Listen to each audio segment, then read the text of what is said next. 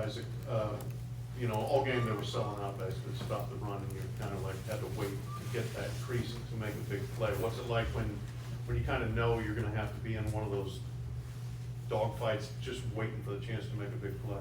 I mean, all practice, like, they knew they had to start the run, so they had to come out with a game plan and go cover zero across the board, and we just had to find where to get Miller to throw the ball and stuff like that, so we had to come out there and just keep running the ball until we find the crease. Wes, if you could just kind of talk about the defense. There was a lot of questions about the defense coming into the season. What does it feel like for the defense to be able to come out there, hold down the team until the offense got on track? What does that mean to you guys tonight? No, it's a beautiful thing. Every time you get to see the defense come together and just play football, it's always a blessing. It's a beautiful thing. We did a great job communicating. We made some mistakes in the front and back end as a defense. At the end of the day, it's about the next play mentality. So love those guys. Keep going. I love how they fought to the very end. The left flank is awesome. Left flank is fun, yeah.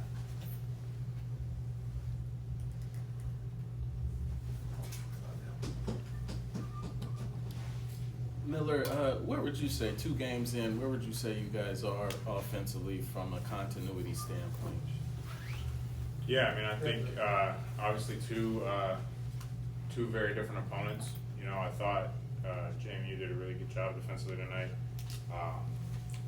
They're a really good team. They're an aggressive team, and they emptied the clip defensively in terms of what they threw at us looks-wise. So I give them a ton of credit for what they did. I think it's always better to learn from wins. And I think that's the most important thing at the end of the day. But we know offensively we definitely got some room to grow, and I think this will be a really good tape for us to learn from.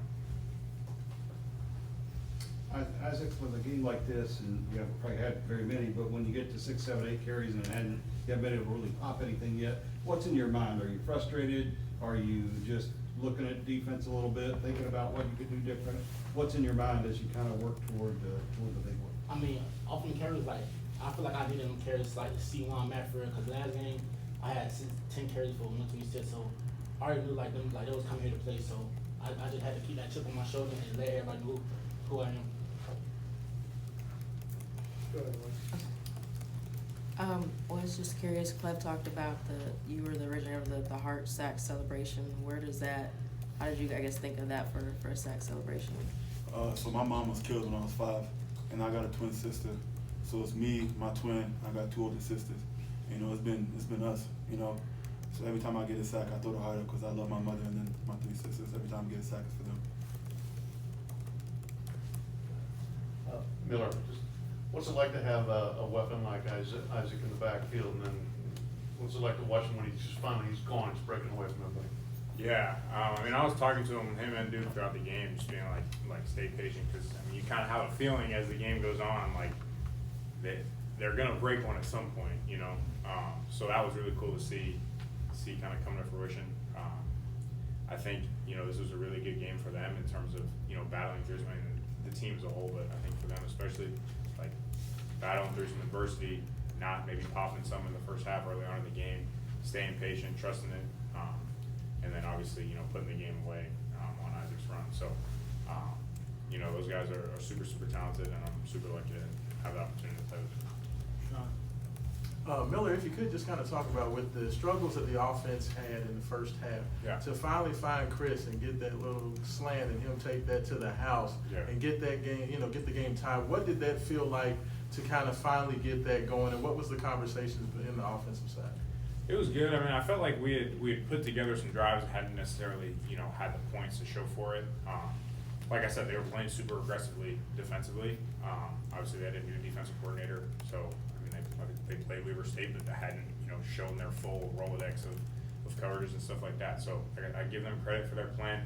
I think we felt like we were kind of on the edge of breaking one. When you play that aggressively defensively, they're a big place to be had, because you can make one guy miss, it's gone. So Chris is a phenomenal player, and it's great to be able to throw the ball 8 yards and have him take it 60. This is for Isaac.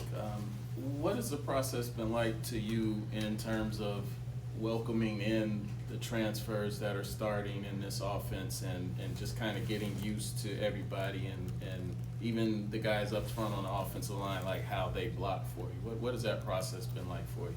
I mean, the process for me is like we all communicate. So if they tell me something, I execute. I tell them something, they execute. So it's like us running back and forth and get to where we know what we can do as far as the game goes. So I just feel like we just gotta come in and put in a show for them, for y'all, for real.